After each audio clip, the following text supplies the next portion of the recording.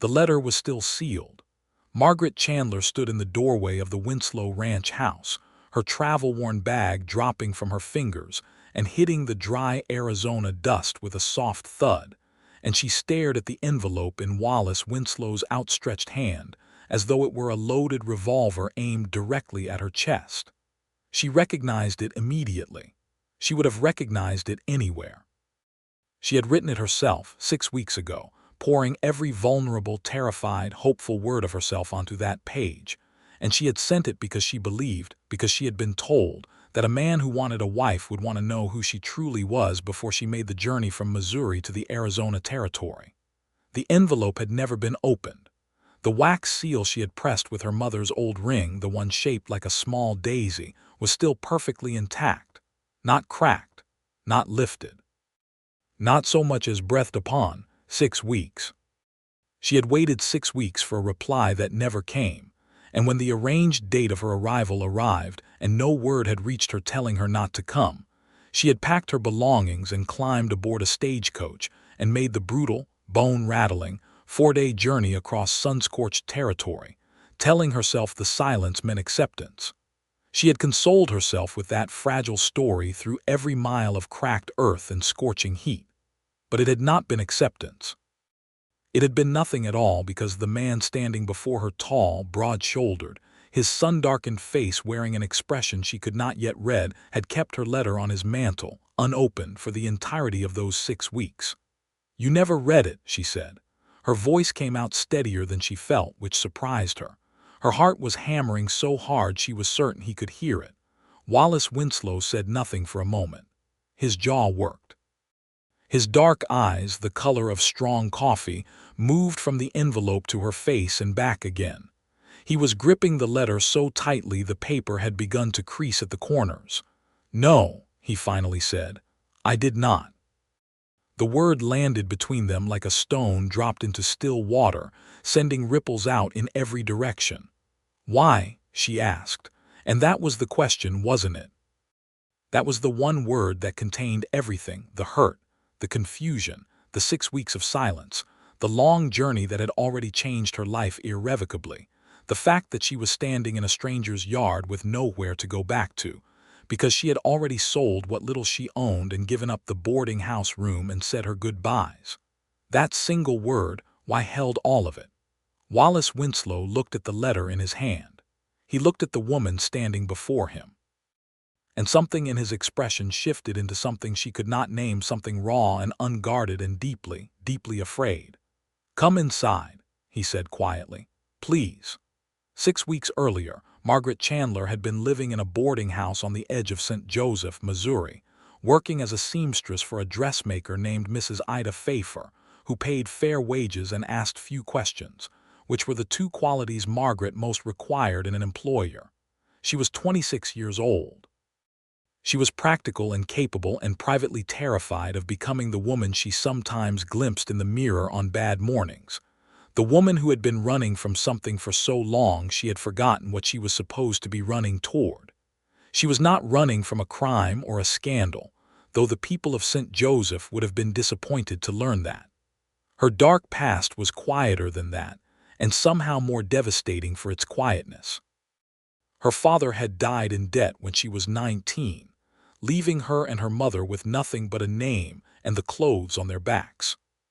Her mother had followed 2 years later, a grief sickness that no doctor could properly name or treat, and Margaret had been alone since she was 21, piecing together a life from whatever materials were available. She was good with a needle. She was better with numbers. She was excellent at keeping her feelings orderly and contained, which served her well in business and badly in everything else. She had seen the advertisement in the back pages of the Missouri Republican in late February of 1882. It had been printed in plain, direct language, which she appreciated. It said, "Prosperous cattle rancher, Cochise County, Arizona Territory, seeks a wife of good character and practical disposition. Must be willing to work hard. Must be willing to learn. Widower. No children. Serious inquiries only to Wallace Winslow, Copper Creek Ranch, Tombstone vicinity." She had read it 3 times before folding the paper and setting it aside. She had retrieved it from the waste paper basket twice. She had written her letter on a Tuesday evening in early March, at the small desk in her boarding house room, by the light of a kerosene lamp that flickered whenever the wind found a crack in the window frame. She had written 2 drafts and burned them both in the fireplace, not because they were dishonest but because they were too careful, too curated, too much like the version of herself she presented to the world rather than the one who stayed up late worrying about the future.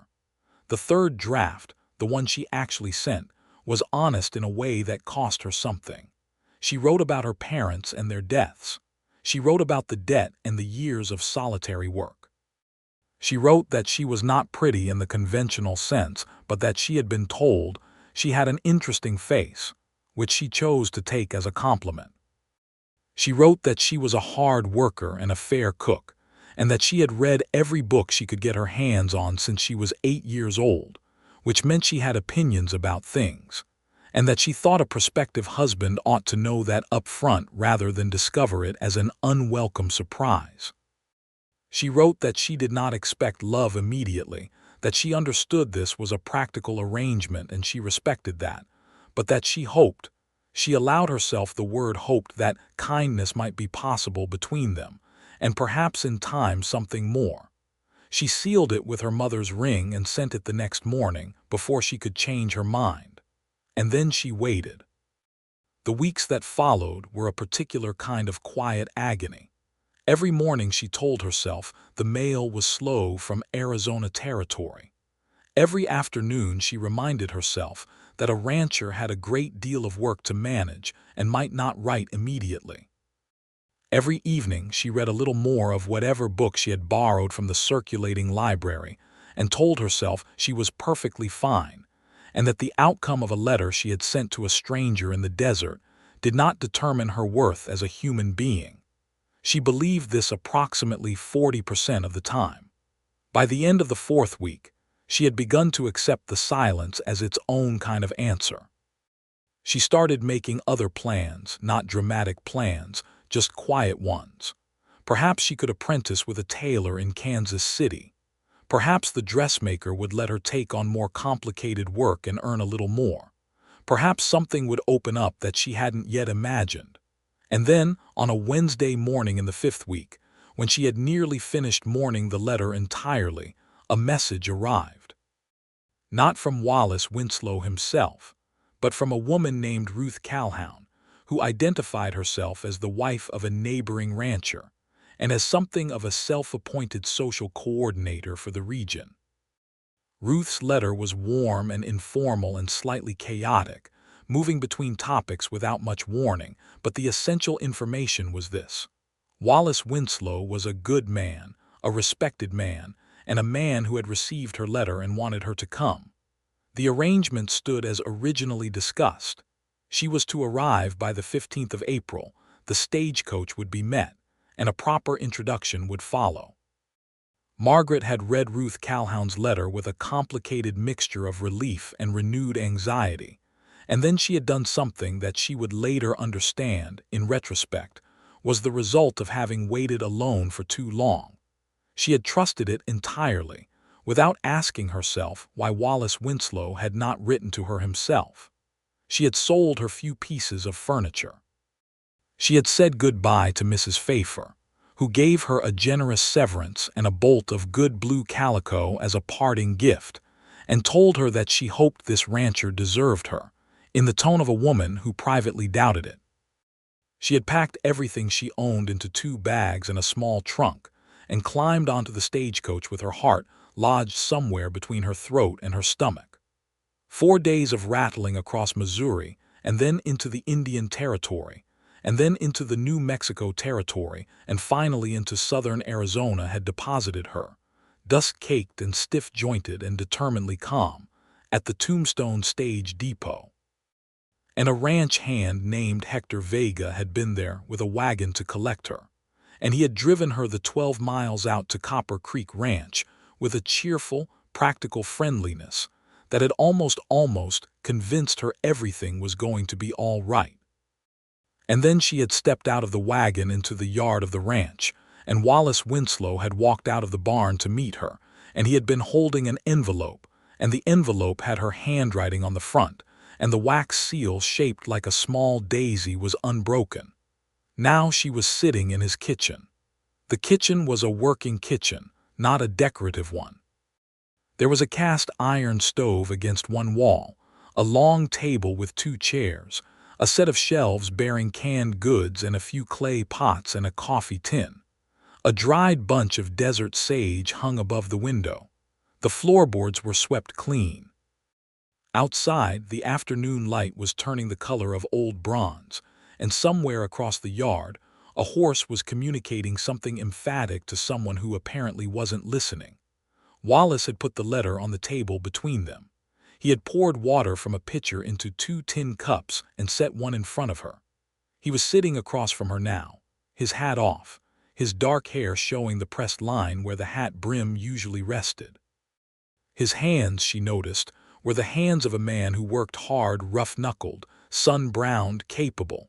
He was not an ugly man. He was, in fact, in a quiet and not entirely comfortable way, quite a good-looking man, which she resented slightly because it made the situation more complicated rather than less. He was looking at the letter. "How old is the wax seal on that?" she asked, because somebody had to say something. 43 days, he said. Then, as though embarrassed by the precision of that number, he added, "Give or take." 43 days. She picked up the tin cup and drank some water and set it down again. "You counted." "I did not count on purpose," he said. "I know when it arrived. I know what today's date is. The arithmetic is not complicated." She studied him. He had a direct way of speaking, clipped and careful, the words chosen with some effort. He was not a careless man with language, she thought, which made the silence, the 6 weeks of nothing, the letter sitting on his mantel more difficult to explain, not less. "Why didn't you open it?" she asked again. He was quiet for a long moment. Outside, the wind moved through the yard, raising a small curtain of dust that drifted past the kitchen window. "I was afraid," he said. The admission seemed to cost him. He had not shifted his gaze from the letter when he said it, and when the words were out in the air between them, he pressed his lips together briefly, as though he regretted letting them out. "Afraid of what?" she asked. He looked up at her then, and the dark eyes met hers with a directness that was startling. "Afraid that whoever you were in that letter would be someone I could not ignore," he said. "Afraid that reading it would make the decision for me before I was ready for it to be made." Margaret Chandler stared at him. She was a practical woman. She had organized her life around practical considerations since she was 19 years old. She had very little patience for dramatic declarations or romantic theater, and she had prepared herself during the long stagecoach journey for a range of possibilities. An indifferent man, a cold man, a man who had advertised for a wife the way he might have advertised for a good horse and expected roughly the same qualities in each. She had not prepared herself for this. "That is," she said slowly, "a very strange thing to say to someone you have never met." "Yes," he agreed. "I know." She looked at the letter, she looked at him. "May I ask what changed? What gave you the courage to open it? Because clearly something did, or you would have handed it back to me sealed." A muscle in his jaw moved. "I read it this morning," he said. "You were due to arrive this afternoon, and I realized I had run out of time for being afraid." "You read it this morning," she repeated. "The morning I was to arrive." "Yes." "And then you brought it out here to show me." "Yes." She was quiet for a moment, turning this over in her mind. There was something both maddening and, she was reluctant to admit this, but she was an honest woman, something deeply affecting about it. The image of this man, this guarded and carefully worded man, keeping her letter on his mantel for 43 days, picking it up and putting it down, not yet, not yet, not yet, and then finally reading it in the early morning hours before she arrived, and then walking out into the yard with the opened letter in his hand as though confession were the only honest beginning he could offer her. "Were you going to tell me?" she asked.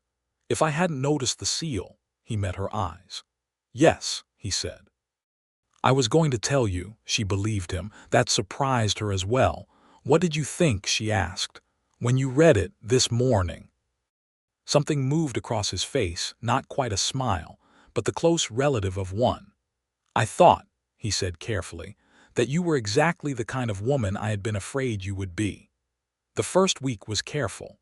Margaret had a room of her own on the east side of the ranch house, clean and simply furnished, with a good window that looked out over the low hills where the mesquite grew in dense gray-green clusters. Wallace had clearly prepared for her arrival in practical ways. There were fresh linens on the bed, a washstand with a proper basin and pitcher, a small mirror, a hook on the wall for her coat. He had not prepared for it in any other way, and the emotional architecture of their arrangement was something they were building as they went, with no blueprint and considerable caution on both sides. She learned the rhythms of the ranch quickly. Copper Creek Ranch ran about 800 head of cattle across several thousand acres of grassland and scrub in the eastern part of Cochise County, roughly 12 miles northeast of Tombstone. The work was not gentle. Wallace had 3 regular ranch hands: Hector Vega, who had collected her from the stage depot, a lean, watchful man named Tom Burrell, and a younger man, barely out of his teens, named Elias Bright, who was enthusiastic and moderately competent and clearly worshipped Wallace in the uncomplicated way of young men who admire someone older and capable. There was also a cook named Mrs. Opal Dawes, who came in from a neighboring property 3 mornings a week, was approximately 60 years old, had the energy of a woman half that age, and within 20 minutes of meeting Margaret had decided she approved of her and communicated this by offering her a recipe for sourdough starter and a frank opinion about the state of the ranch house's curtains. "He never bothered with curtains," Mrs. Dawes told Margaret, gesturing at the bare windows with a wooden spoon. "Said they were unnecessary. I told him they were the difference between a house and a box, and he did not change his position. Perhaps I'll make some," Margaret said. Mrs. Dawes smiled at her with genuine satisfaction. Good girl. She explored the bounds of her own role carefully. She was not Wallace's wife yet. The formal arrangements, as Ruth Calhoun had explained them in her letter, involved a period of acquaintance before any legal or religious ceremony would take place, which Margaret had been glad to read, as the idea of marrying a man she had never spoken to struck her as the kind of risk that deserved at least some mitigation. She helped with whatever was useful: cooking, mending, keeping records, because it turned out the ranch's bookkeeping was organized in a way that was technically functional but deeply inefficient, and after 3 days she could not stop herself from reorganizing it. And Wallace had come in to find her at the desk with his ledgers open and had looked at her work with an expression she couldn't read. And then he had said, "You're moving the cattle tallies to a separate column." And she had said, "Yes, because they're a different category of expense from the property maintenance." And he had been quiet for a moment and then said, "Yes, that makes more sense." Which was, she told herself, not a love story, but it was the beginning of something. They talked in the evenings after supper when the work was done and the ranch hands had retired to the bunkhouse and the ranch house was quiet. These conversations were initially short, practical exchanges about ranch business, about the territory, about what she might need that she hadn't yet been provided. But they grew longer. They grew deeper, the way conversations do when 2 people who are both accustomed to solitude discover that they have, against all reasonable expectation, found someone worth talking to. She learned his story in pieces. Wallace Winslow had come to Arizona Territory from Virginia in 1874, when he was 24 years old. He had come because Virginia after the war was a landscape of grief and loss and economic ruin, and because a man with strong hands and a willingness to work hard could build something real in the West if he was willing to endure the hardships that came with it. He had worked for 2 years on another man's ranch before saving enough to lease his own land, and then another 3 years before buying it outright. And by the time he was 30, he had the bones of Copper Creek Ranch in place. He was 32 now, and the ranch was prosperous, not wealthy by the standards of the great cattle barons who were reshaping the territory, but solid and respected in his own. His wife had been named Caroline. He mentioned her first on the third evening in passing, and then looked at Margaret with the careful neutrality of a man uncertain whether the mention was welcome or not. "Tell me about her," Margaret said. She said it simply, because simplicity seemed to be the right language with him. He told her. Caroline had come west with him, a Virginia girl who had been brave and practical, and who had found the territory harder than she expected, and had borne that difficulty without complaint. She had died of a fever in the summer of 1879, 3 years into their marriage, and the grief of it had been a kind of dark secret he had carried since, something he didn't speak of because speaking of it made it present in a way that made the daily work of living difficult to perform. "Is that why you were afraid?" Margaret asked. She was watching him across the supper table, the kerosene lamp casting warm light across his face, and she asked the question carefully, without pressure. "To read my letter." "Because it would mean moving forward." He was quiet for a long moment. The ranch house was very still. Outside, somewhere in the dark, a nighthawk called its strange electrical cry. "Partly," he said, "and partly because I was afraid you would be someone worth knowing and then the stakes would be real." He paused. "The last time the stakes were real I lost." The bluntness of it landed in the room between them like something physical. Margaret felt it in her sternum. "I understand that," she said. "I don't have the same loss, but I know what it means to be afraid of the stakes being real." She picked up her coffee cup and looked into it. "I wrote you a very honest letter because I thought it was the right thing to do. I almost didn't because honest letters are frightening to send." "What were you afraid of?" he asked. She looked up. "That you'd read it and decide I was too complicated. That you wanted a simpler woman, one without opinions and a tendency to reorganize other people's ledgers." The close relative of a smile appeared on his face again, and this time it resolved itself into something fuller, a real smile, brief and genuine, and it changed his face in a way that made something shift behind Margaret's ribs. "I do not want a simpler woman," he said. On the 10th day, Ruth Calhoun arrived. Ruth was exactly as her letter had suggested she would be, warm and slightly chaotic and enormously good-natured. A woman in her mid-30s with a broad smile and red hair she wore in a practical braid, and the manner of someone who had decided long ago that life was too short for excessive formality. She arrived by wagon with her husband James, who was a quiet, amiable man who shook Wallace's hand and immediately went to look at a fence line Wallace had told him about, leaving Ruth and Margaret to each other. They walked the kitchen garden.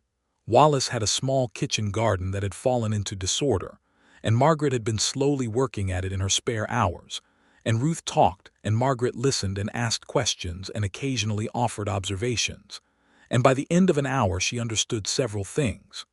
Ruth Calhoun was genuinely fond of Wallace.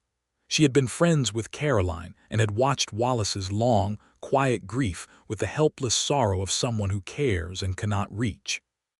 She had placed the advertisement, or rather had encouraged Wallace to place it, and then managed much of the correspondence when his own communication had stalled, which explained, at least in part, why Margaret had heard from Ruth rather than from Wallace directly.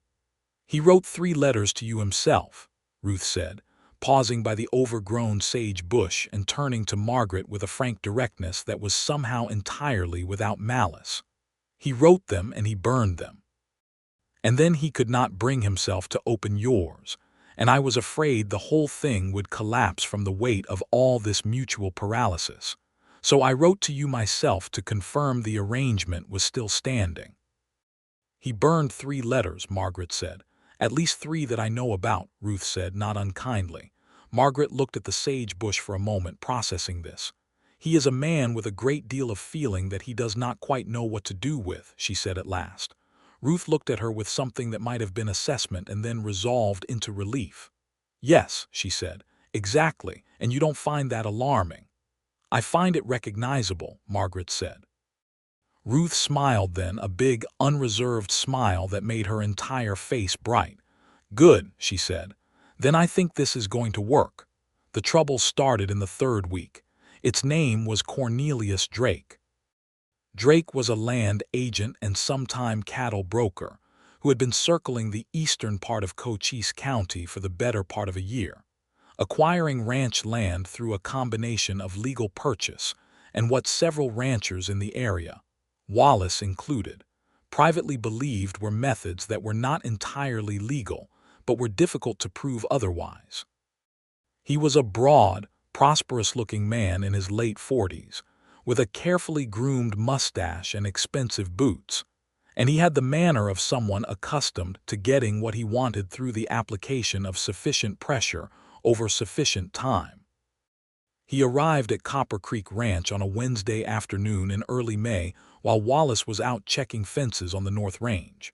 Margaret was in the yard, hanging washing on the line that Hector had helped her string between two posts, when a well-kept buggy rolled up the track and Drake stepped down from it with a tip of his expensive hat and an expression of pleasant interest that did not quite reach his eyes.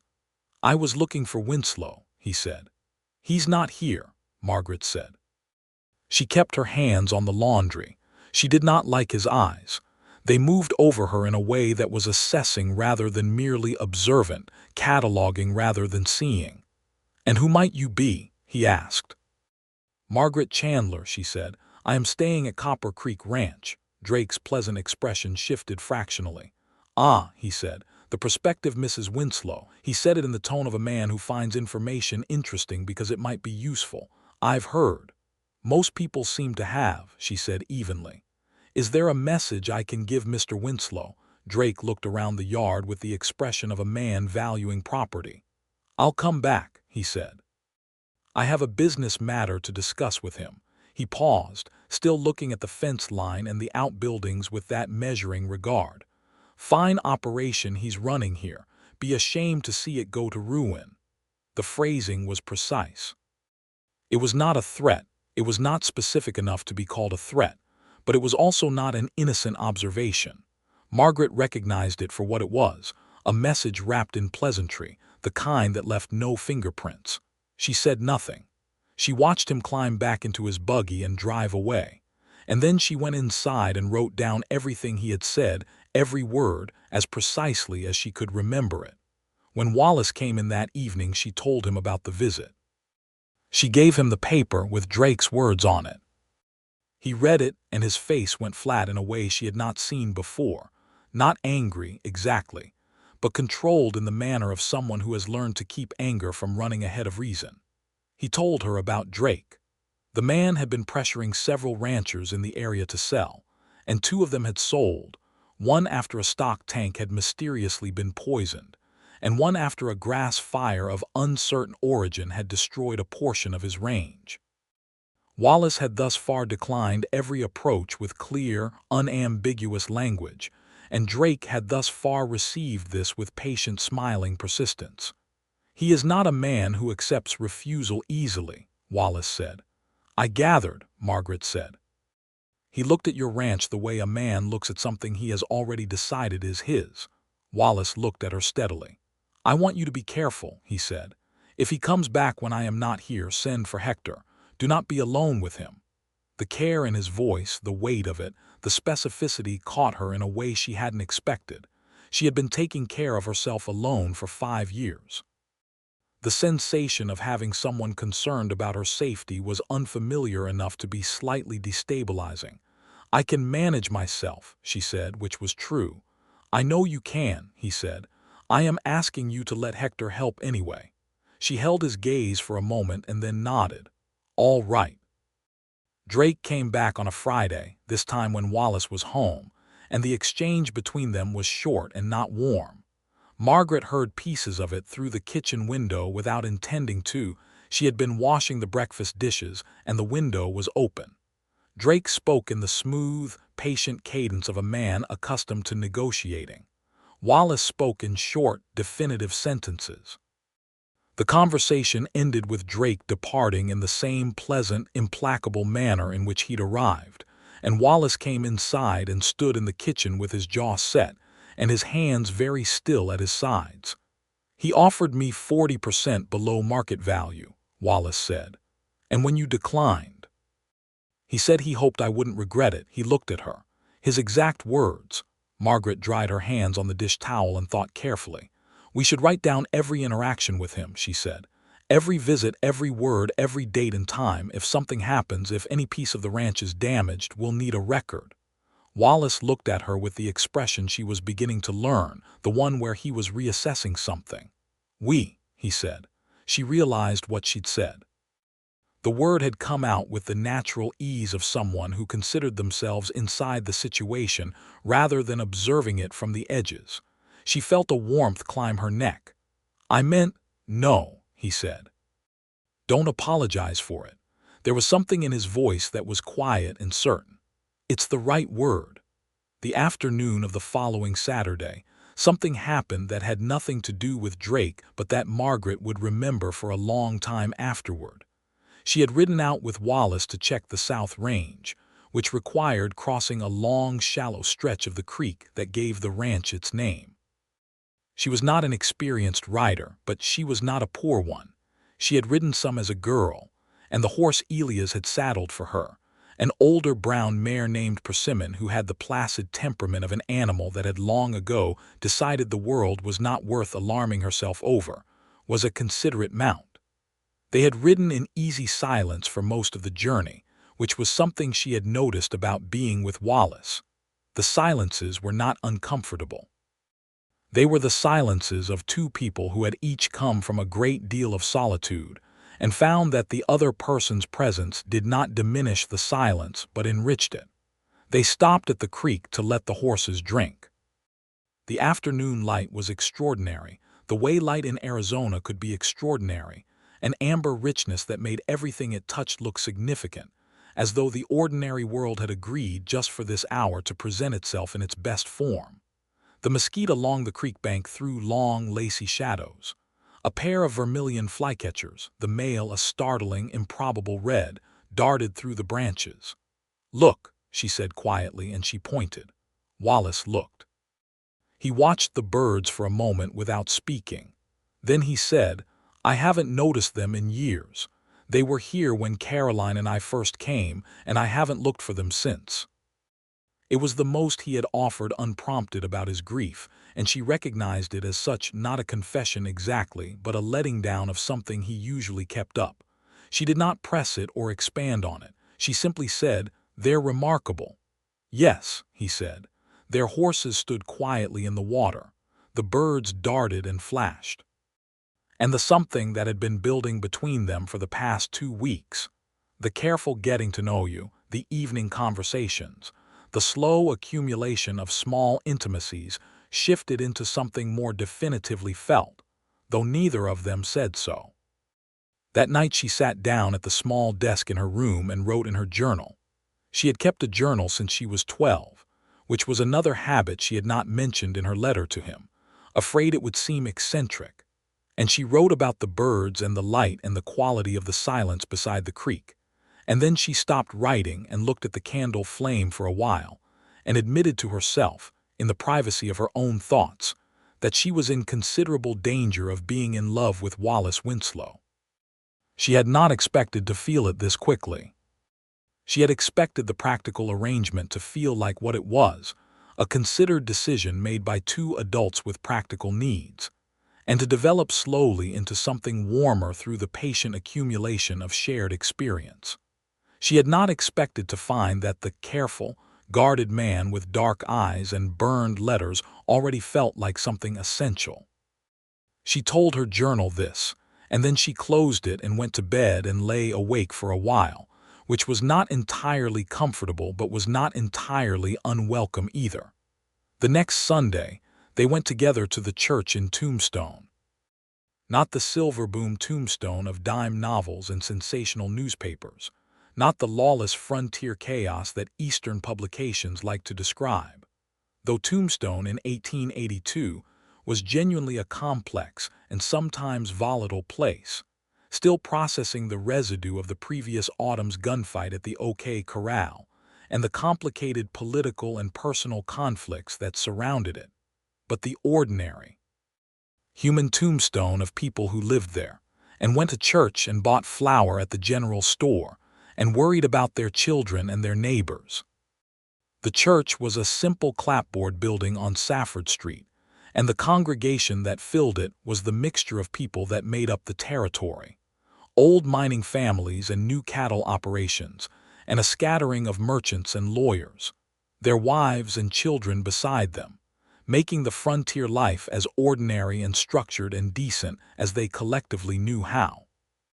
Wallace introduced her to people, and she was introduced to more people by Ruth Calhoun, who was already there and who greeted Margaret with the unreserved warmth of a woman who considers herself at least partly responsible for a promising situation. She met Jim and Florence Garrett, who ran the next ranch to the north. She met Reverend Thaddeus Amos, who was young and enthusiastic, and whose sermons, she would later learn, tended toward the ambitious in length. She met Dr. Elbert Crane, the county physician, who had the reassuring manner of someone who has seen a great deal and been alarmed by very little of it. She also, briefly and unpleasantly, met Cornelius Drake, who was present with his wife, a pale, quiet woman named Frances who wore expensive clothes, and the particular expression of someone who has learned that expensive clothes are better armor than honest feeling. Drake shook Wallace's hand with elaborate pleasantness, and looked at Margaret with the measuring regard she remembered from their first encounter, and said he hoped she was finding the territory to her liking, and Margaret said that she was, in a tone of pleasant impenetrability that she had perfected during 5 years of dealing with people she needed to manage from a polite distance. On the drive back from Tombstone, Wallace was quiet for longer than usual. He spoke to Jim Garrett after service, Wallace finally said. Jim told me. Drake offered him a purchase on a piece of land Jim hasn't sold because he hasn't been asked. A piece that connects Drake's current holdings to the waterway that feeds Copper Creek. She understood the significance of this immediately. She had been reading his ranch maps in the evenings, trying to understand the geography of the property. If someone controlled the waterway that fed the creek, they controlled the water supply for the ranch, and water in southern Arizona was not an inconvenience to lose access to. It was survival. He's building a trap, she said. Her voice was flat and certain. Yes, Wallace said. He looked straight ahead at the road. He's patient about it. He's been patient for months. He buys one piece and then he positions himself to need the next piece, and then the piece after that, and eventually the geography of ownership turns against you and the only reasonable option begins to look like selling. It's a forced choice, she said. He manufactures the circumstances until the choice appears to make itself. He glanced at her. Yes, exactly, she thought. Jim Garrett needs to understand what that land sale would mean for you, does he? He knows we share a water source, Wallace said. He may not have worked out the full consequence. Then you need to tell him, she said. Before Drake makes the offer again or before Jim decides the money is more appealing than the geography. He was quiet again and she waited.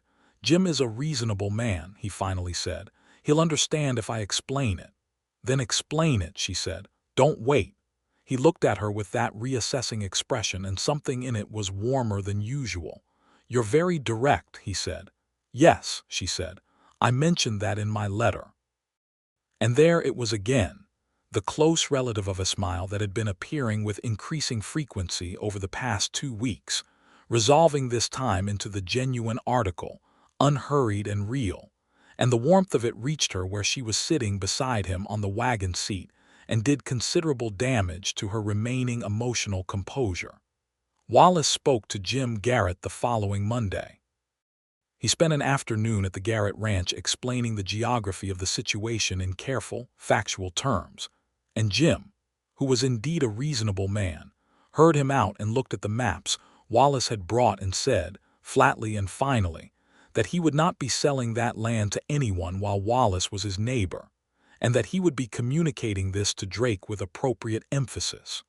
Margaret heard the report of this conversation when Wallace returned, and felt something ease in her chest. That evening after supper, she was mending a shirt at the kitchen table, a shirt of Wallace's that had come to grief with a fence post, which was not an unusual fate for a shirt on a working ranch. When he came in and poured 2 cups of coffee and set one in front of her and sat down across from her, and she realized, looking up from her sewing, that this particular configuration, him across from her, evening quiet around them, the lamp burning between them, had become the thing she most looked forward to in the structure of her days. "I want to ask you something," he said. She set the shirt down. "All right." He had his hands around his coffee cup and he was looking at her with the dark, careful eyes that she had come to read better over these weeks, though reading them was never entirely simple. "I was wondering," he said, and then he stopped. She waited. "I know this arrangement was made as a practical matter," he said slowly, measuring the words. "And I know we agreed to an acquaintance period before anything formal. I want to honor that." He paused.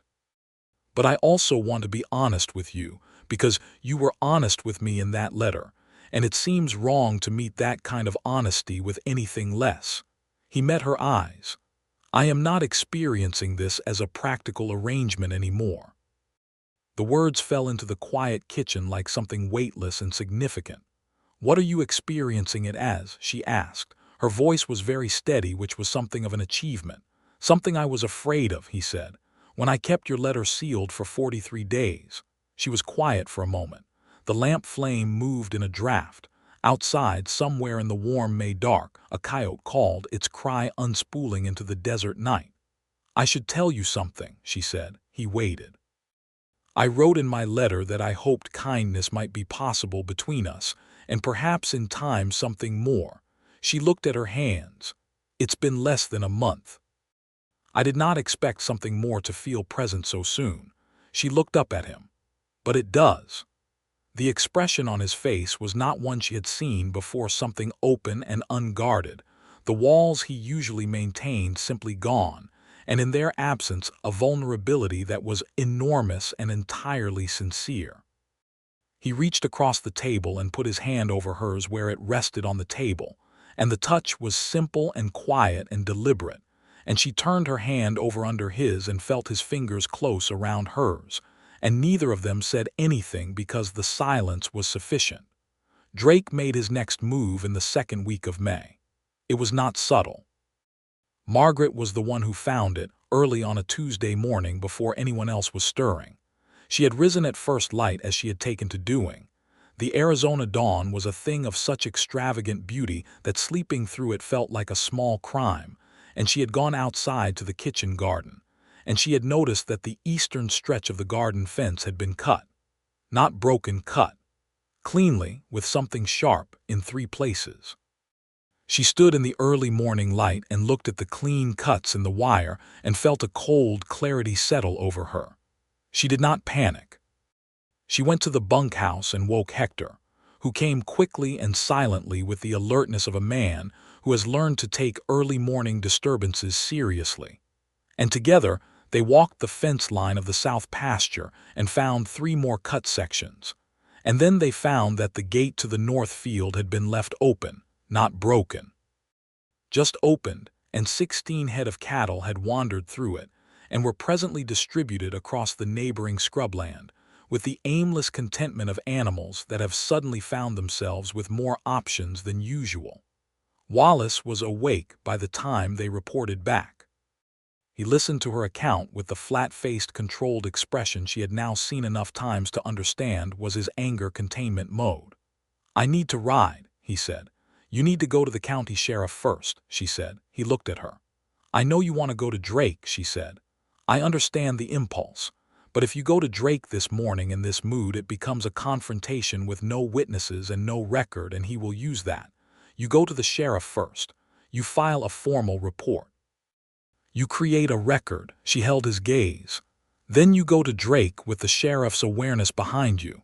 Tom Burrell, who was standing in the yard, said quietly, "She's right, boss." Hector, collecting his hat from the post by the bunkhouse door, said, "Yes." Elias Bright, who was 17 and trying very hard to appear as though he had opinions about strategy, nodded vigorously.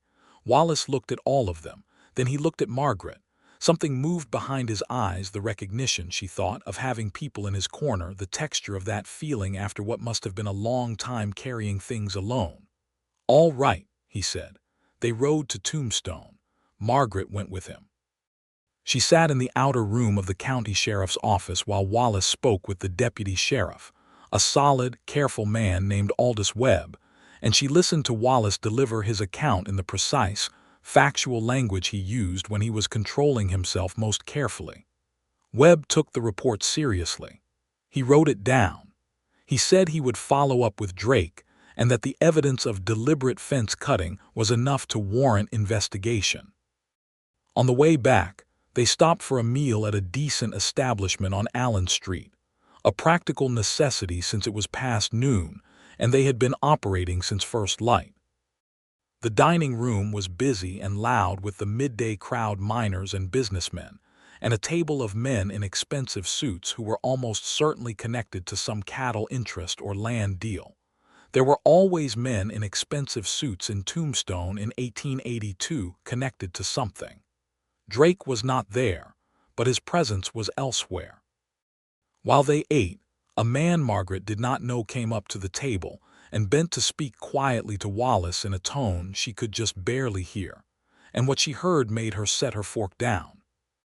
Drake, according to this man, a small-time rancher named Phil Eccles, who had the look of someone under pressure, had been telling people in the area that Copper Creek Ranch was in financial trouble, that the operation was overextended, that it was, in his smooth and pleasant way, only a matter of time. It was a rumor designed as a trap, undermine the confidence of Wallace's creditors, his suppliers, his buyers, and you damage the operation without touching it directly. It was the hidden motive made visible. Drake didn't just want the land. He wanted it at distressed prices, and he was engineering the distress. Margaret said nothing until Eccles had departed. Then she said, "He's running a whisper campaign against the ranch." "Yes," Wallace said. His voice was very even.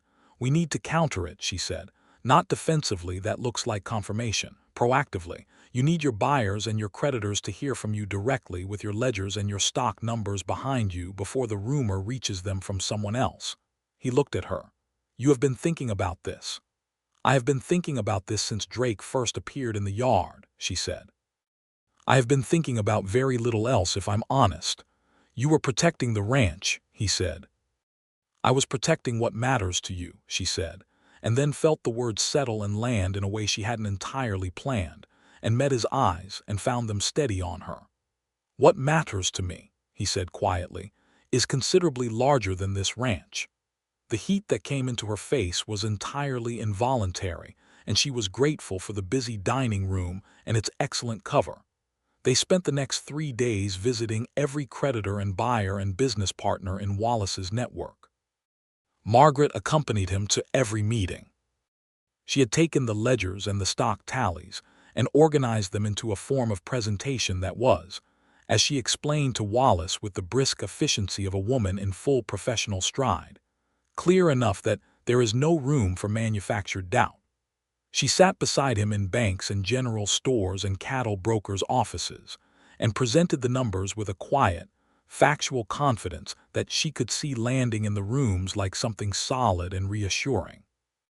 At the third meeting, with a banker named Morrison who had a conservative disposition and a tendency toward nervousness in the face of uncertainty, Wallace turned to her mid-conversation and said, "Miss Chandler has been managing our books and she'll answer that," with an ease that suggested the phrasing had not required any effort, and Morrison had turned to her, and she had answered with precision and clarity, and Morrison had relaxed visibly, and the meeting had ended well.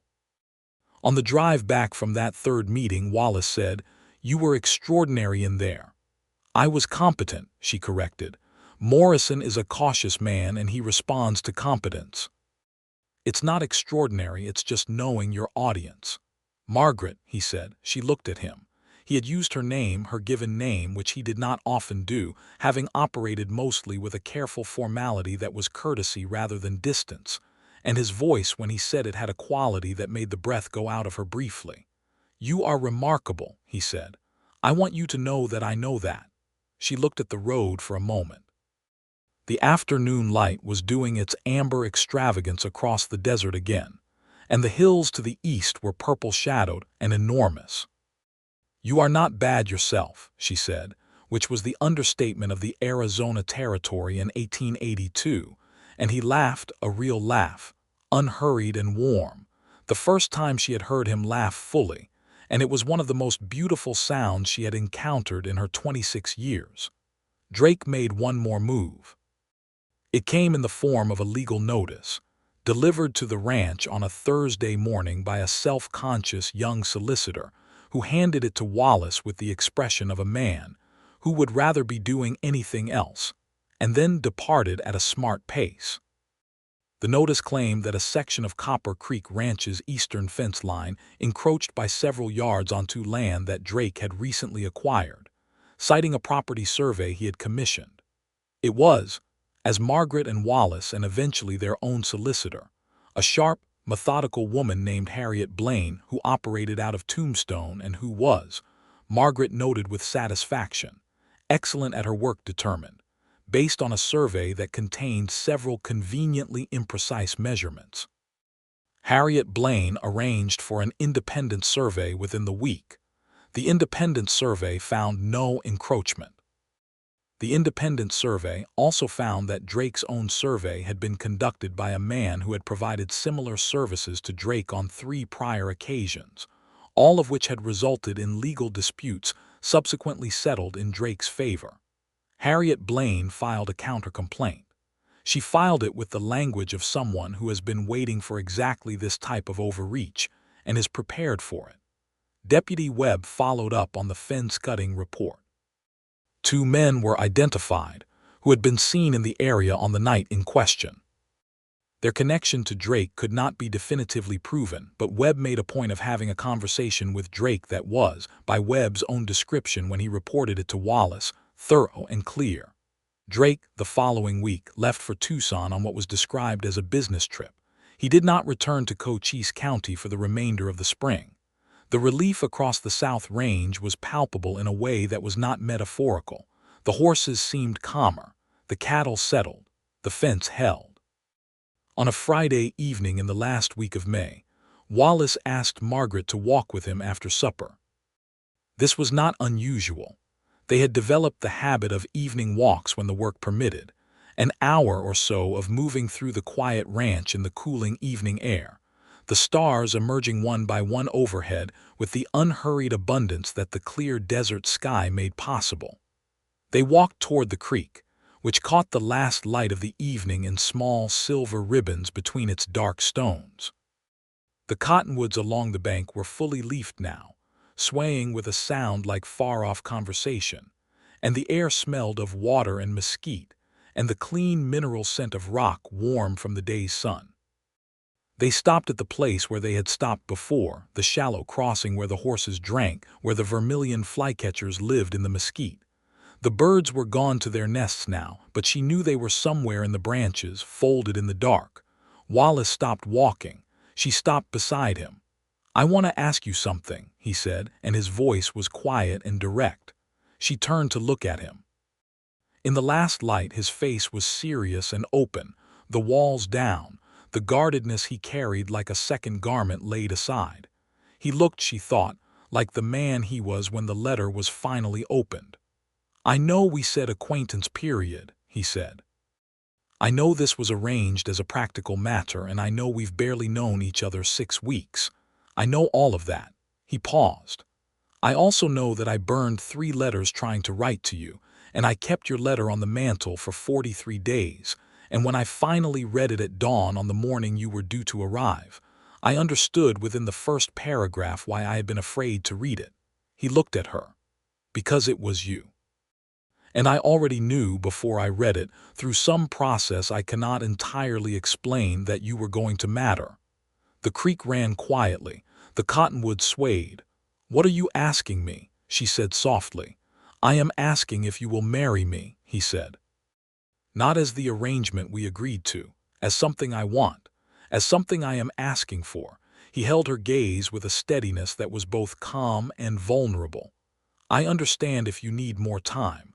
I am not asking you to decide tonight if the answer is not already clear." She looked at him for a long moment. She thought about the boarding house room in St. Joseph and the letter she had written 3 times, and the stagecoach across 4 days of brutal territory, and the sealed envelope in his outstretched hand, the wax daisy unbroken, and the expression on his face when he had said I was afraid, and the way he had closed his hand around hers across the kitchen table, and the sound of his laugh in the buggy on the way back from Tombstone, and the stillness of this creek in the evening light, and the birds she would look for in the morning. The answer, she said, is already clear. He exhaled a breath that carried more weight than a single breath usually carried, the release of something long held. And then he reached up and touched her face with one hand, careful and deliberate, and she leaned into the touch fractionally. And when he kissed her, it was exactly what she had suspected it would be from the moment she first sat across from him in the kitchen and heard him say I was afraid. It was quiet and certain and unhurried, and it tasted like the word yes. They were married on a Saturday in mid-June, at the Clapboard Church on Safford Street in Tombstone, with Reverend Amos officiating. The ceremony was not large. The congregation was mostly people who had known Wallace for years, and the particular warmth of their regard for him told Margaret things about the man she had married that she found deeply reassuring. Jim Garrett and his wife Florence were there. Harriet Blaine was there. Deputy Webb was there. Mrs. Opal Dawes was there, and was clearly managing strong feeling with the practical discipline of a woman who regards public crying as permissible on only the most significant occasions. Ruth Calhoun was there with her husband James, and she sat in the front pew with the expression of a woman who has produced exactly the outcome she intended to produce, and is properly pleased with herself about it. And Margaret, meeting Ruth's eyes as she walked down the aisle, felt a rush of genuine affection for this warm and chaotic woman who had kept the arrangement from collapsing under the weight of mutual paralysis, and written the letter that had finally convinced her to board the stagecoach. Hector Vega was there in his best clothes, looking serious and moved. Tom Burrell was there, quiet and solid as always. Elias Bright was there, and had clearly spent considerable effort on his hair, which had responded to this effort by achieving a quality of optimism without quite reaching its intended goal. Wallace was waiting for her at the front of the church, and the expression on his face when she walked toward him was something she knew she would carry for the rest of her life. Not performed, not arranged, just completely and helplessly real.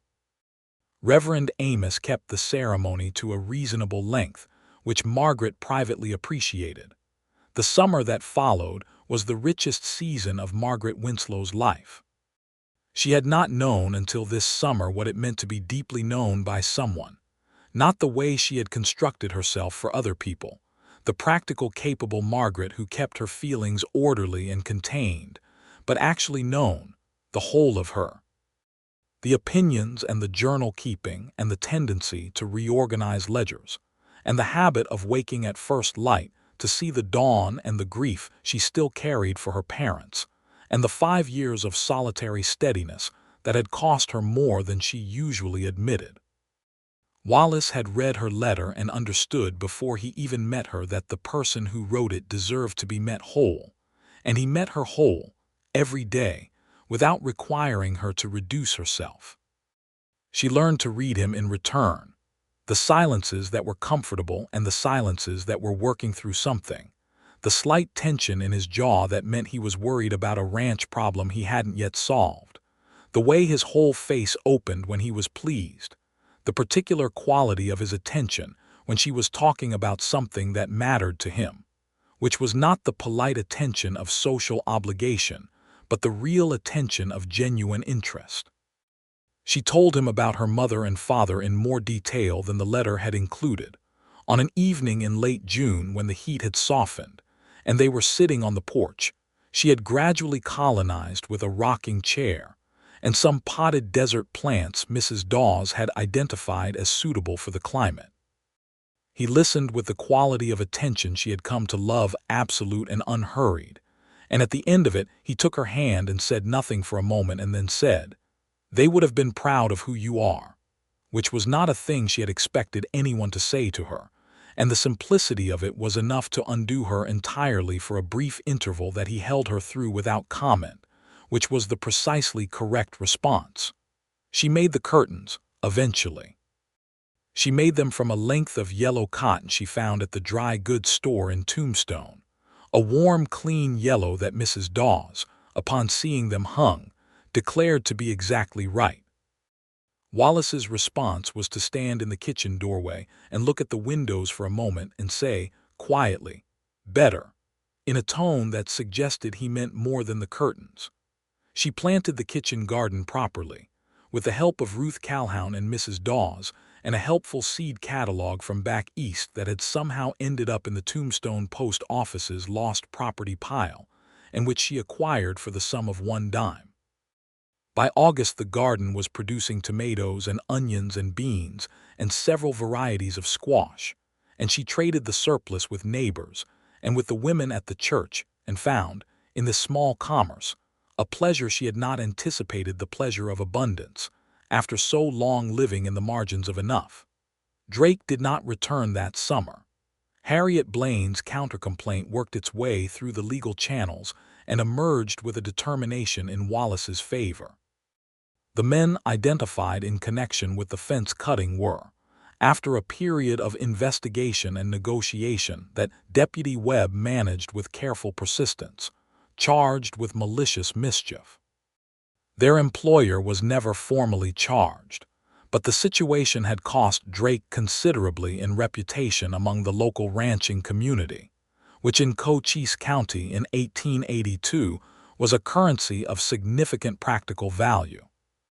In August, the vermilion flycatchers returned to the creek and built a new nest in the mesquite, and Margaret went to see it on a Monday morning and came back and told Wallace, and he looked at her with the expression she loved most on his face, the open, unguarded one, and said he would come to see it that evening, and he did. By September, Margaret knew she was pregnant. She told Wallace on a Tuesday evening, seated at the kitchen table, their kitchen table with the yellow curtains bright in the September afternoon light, the coffee cups between them, the familiar architecture of their life settled comfortably around them. Wallace stared at her. The dark eyes went wide and the controlled face abandoned all its control entirely, and for a moment he looked so purely, openly happy that she laughed, and then he stood up from the table and came around to her and pulled her up from her chair and held her, and she felt the steadiness of him, the solid, generous steadiness of this man who had been afraid and had opened the letter anyway, and she held on to him and thought, This is what the stakes being real feels like when they go your way. Dr. Elbert Crane confirmed the pregnancy and delivered his assessment of her general health with the manner of a man who finds straightforward good news a professional pleasure. Mrs. Opal Dawes was informed and responded by immediately beginning to plan an extensive regime of dietary improvements that Margaret managed with diplomatic skill. Ruth Calhoun was informed and responded by arriving at the ranch the following Saturday with a pattern for an infant's garment and a considerable amount of warm wool and a bottle of apple brandy, the last of which she presented to Wallace on the grounds that he looked like a man in need of something to do with his hands while he processed the magnitude of the situation. The baby came in the spring of 1883 in late April, when the desert was in full bloom and the air outside the ranch house windows smelled of palo verde flowers and warming earth. Dr. Crane attended, and Mrs. Dawes and Ruth Calhoun, who had appointed herself essential support and was not wrong. It was a boy. He had Wallace's dark eyes and Margaret's forthright expression, and a set of opinions about his circumstances that he communicated loudly and without hesitation from the moment of his arrival, which Mrs. Dawes described as a promising start. They named him Thomas James Winslow Thomas for the precision and steadiness his father valued, James for the Garretts who had stood by them when the geography of ownership had been threatening to turn against them. He was a healthy, vigorous, emphatically opinionated baby, and he was adored by every person on the ranch with an enthusiasm that would have been difficult to explain rationally, but was entirely natural. Hector Vega held him once, very carefully in the week after the birth, with the expression of a man who has been entrusted with something of incalculable value, and said to Wallace, in a quiet voice that Margaret could hear from where she was resting in the bedroom doorway, "He looks like a rancher already." And Wallace laughed his warm, unhurried laugh and said, "Give him a few years." Elias Bright, who had turned 20 by this point, and was no longer a boy though he was still enthusiastic and moderately hair-challenged in the grooming department, solemnly informed Thomas that he would teach him to ride as soon as he was old enough, which Margaret privately estimated would be several years away, but saw no reason to discourage. The summer of 1883 was the summer the ranch expanded. Wallace had been considering for some time the acquisition of an additional piece of range to the northwest, land that would give the operation better winter grazing, and a second water access point that would have been useful during the previous spring's dry spell. The money was available. The ledgers that Margaret managed with efficient precision showed the operation in excellent health, and the timing was right. The decision was made at the kitchen table, over the course of 2 evenings, with the map spread between them and Thomas sleeping in the cradle that Jim Garrett had made with his own hands as a wedding gift, and that had been waiting in the corner of the bedroom since then. Margaret ran the numbers 3 times and presented her analysis in the brisk, organized way she had that Wallace had long since stopped finding surprising and simply relied on. The acquisition made sense. They made it. The following spring brought Cornelius Drake's final departure from Cochise County, in the form of a legal matter that had nothing to do with Wallace and everything to do with Drake's methods in the acquisition of another rancher's land in a way that could not be organized away from the description of fraud. The case was filed in the territorial court. Drake relocated to California before it was fully resolved, which was, as Harriet Blaine noted with professional satisfaction, its own form of resolution. Margaret heard this news from Ruth Calhoun on a May afternoon, sitting in Ruth's kitchen while Thomas napped on a blanket on the floor and their respective coffee cups steamed between them, and felt not triumph exactly but the quieter, cleaner satisfaction of a threat that has resolved and released its hold. "He'll do it to someone else somewhere else," she said. "Probably," Ruth agreed. "But not to you." "Not to us," Margaret said. In the autumn of 1884, Thomas James Winslow took his first independent steps across the kitchen floor, from the chair leg to his mother's outstretched hands, with a look of fierce concentration on his face that was so recognizably his father's that Margaret laughed even as her eyes filled. Wallace was at the kitchen table watching, and he made a sound that was entirely involuntary, something between a catch of breath and a word.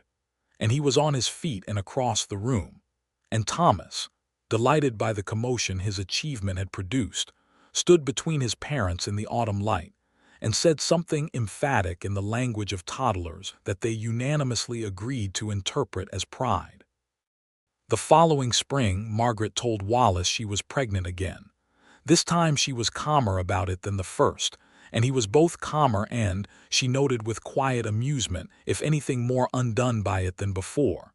He sat at the kitchen table and looked at her and then said, "Two," as though the arithmetic were both simple and enormous, which it was. "Two," she agreed. This baby arrived in December of 1885, which was not the ideal season in terms of ranch logistics, but proved, in the event, to be perfectly manageable. She was a girl, smaller than Thomas had been and from the first hour quieter, with wide dark eyes and an expression of patient assessment that suggested she had already been considering her options at length.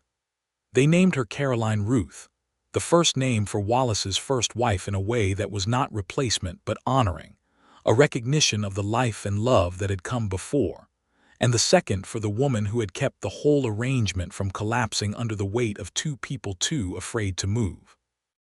Ruth Calhoun, when she heard the second name, was speechless for a full 15 seconds, which was, as her husband James observed to Wallace with gentle humor, something of a personal record. Thomas, aged 2.5, regarded his sister with the complex fascination of a child encountering a phenomenon that has no precedent in his experience, and after a thorough investigation of her features from a respectful distance, decreed that she was all right, which Margaret and Wallace accepted as high praise from a 2.5-year-old.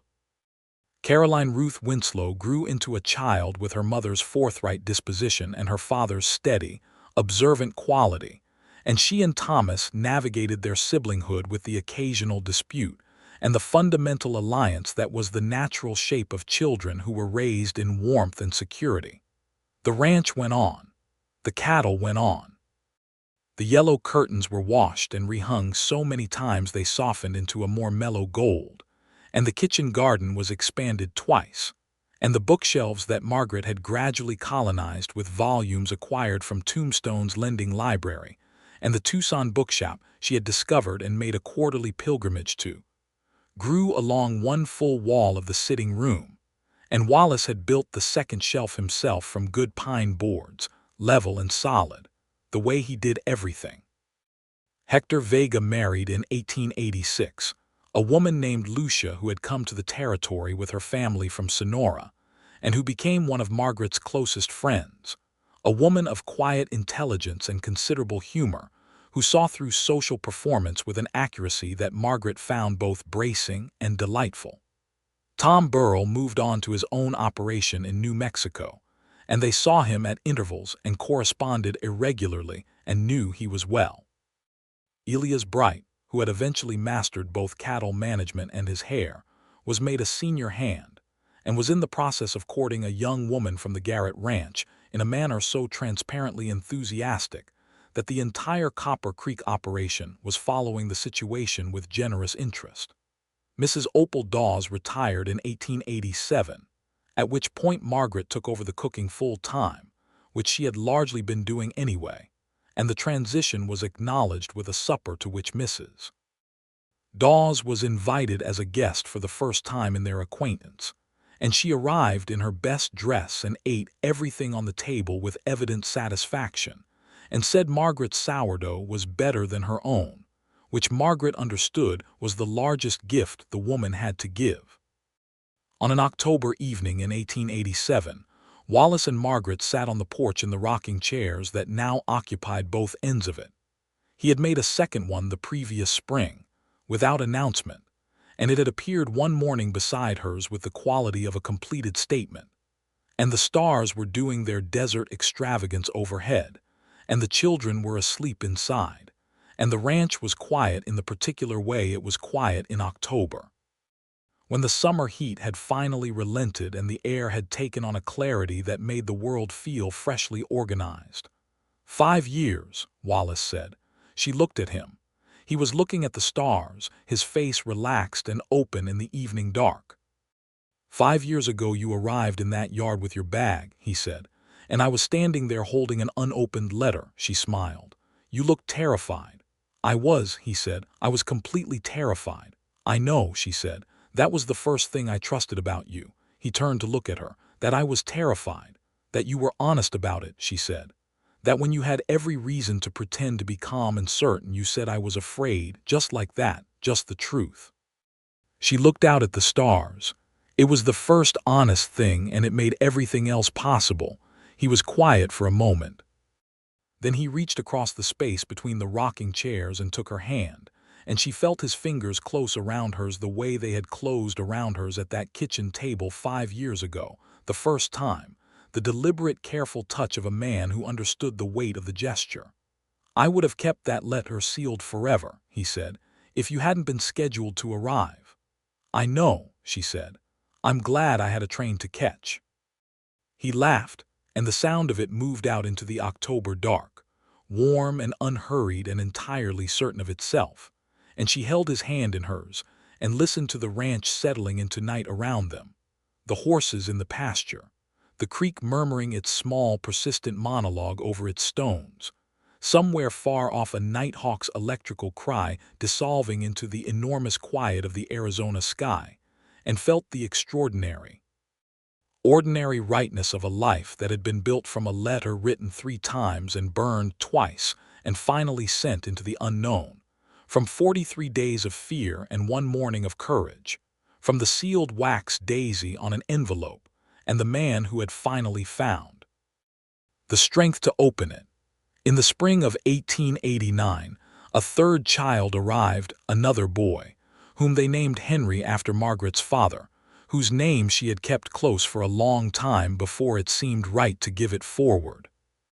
Henry Wallace Winslow arrived in March, fierce and red-faced and vocal, with his mother's opinion-having disposition already fully operational.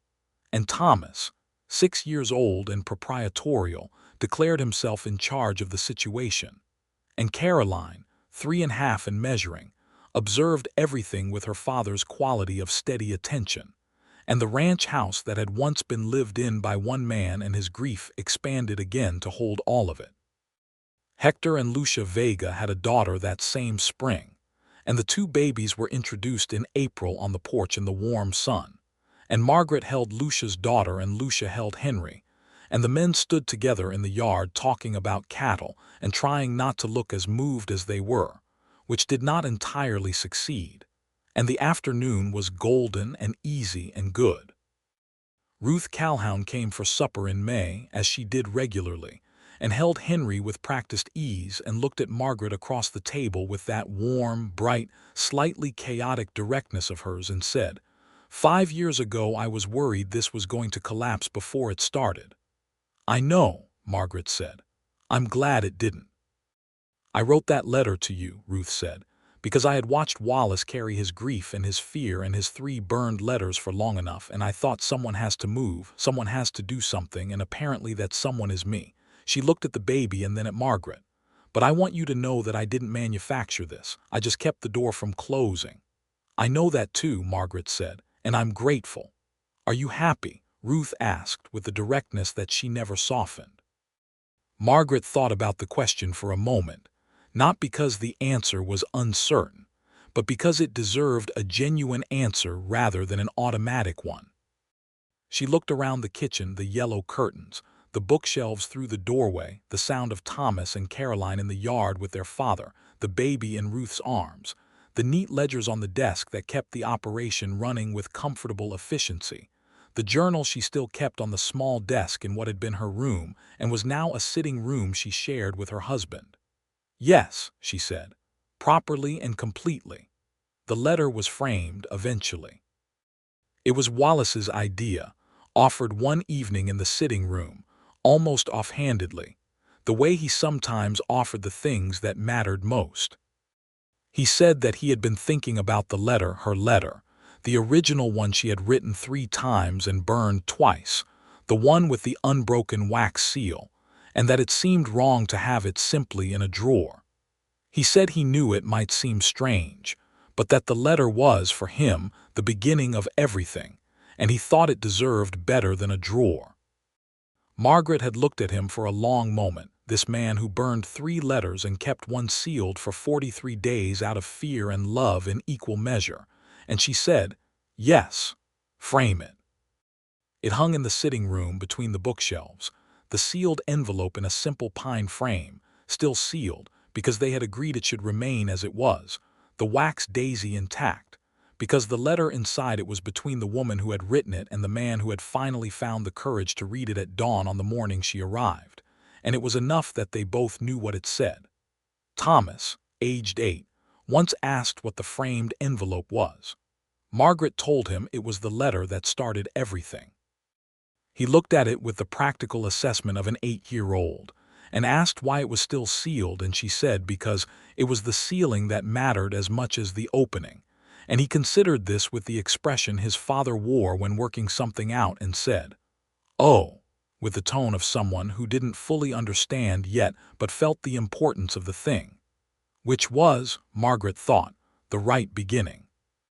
Caroline, who noticed everything, would stand in front of it sometimes and just look, and Margaret thought that in 10 years or 15 she would understand it completely, and perhaps one day need the understanding.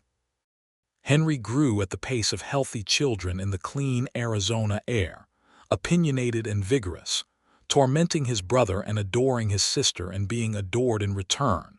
And the ranch house that had once been a box without curtains became, over the years, exactly what it had always had the capacity to be, a home, full of the noise and warmth and complicated ordinary beauty of a life well chosen. In the autumn of 1890, on a clear October afternoon, Margaret stood at the kitchen window and watched Wallace teaching Thomas and Caroline to check the fence line on the near pasture.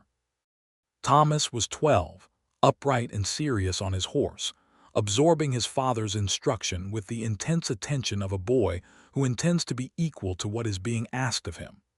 Caroline was 9, watching everything with her characteristic measured observation, occasionally asking questions that Wallace answered with the full, patient respect he gave every question she asked, regardless of its scale. Henry, 5, was on the porch with Lucia Vega, engaged in something involving a piece of rope and a fence post, and a theory about knots that was proving difficult to test.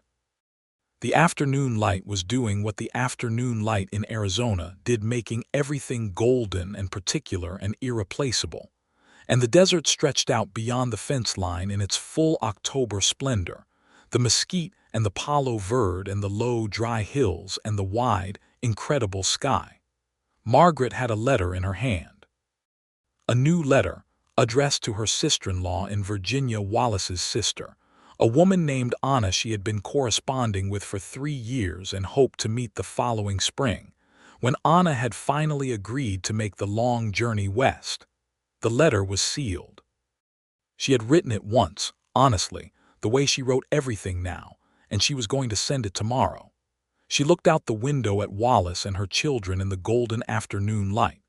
She thought about the letter framed in the sitting room, and the wax seal shaped like a daisy and the morning courage that had made everything real. She folded the new letter and set it on the windowsill beside the coffee cup, and she went outside into the October afternoon to stand beside the fence and watch her family. Wallace looked up from where he was demonstrating something about the wire gauge to Thomas and saw her, and his face did what it always did when he looked at her, the open, unguarded expression, the fully present attention, and she felt it the same way she had felt his hand closing over hers that first time at the kitchen table, simple and certain and exactly right. "Come look at this," Thomas called to her, holding up the fence wire with the proprietary enthusiasm of a boy demonstrating competence. "Yes," she called back, walking toward them across the dry autumn grass. "Show me." And the afternoon held all of them, and the ranch held the afternoon, and the desert held the ranch in its vast and indifferent and ultimately generous embrace, and Margaret Winslow walked toward her family in the extraordinary ordinary light, carrying everything she had built from a letter written in courage and an envelope opened at dawn, and a man who had finally, at last, been unafraid.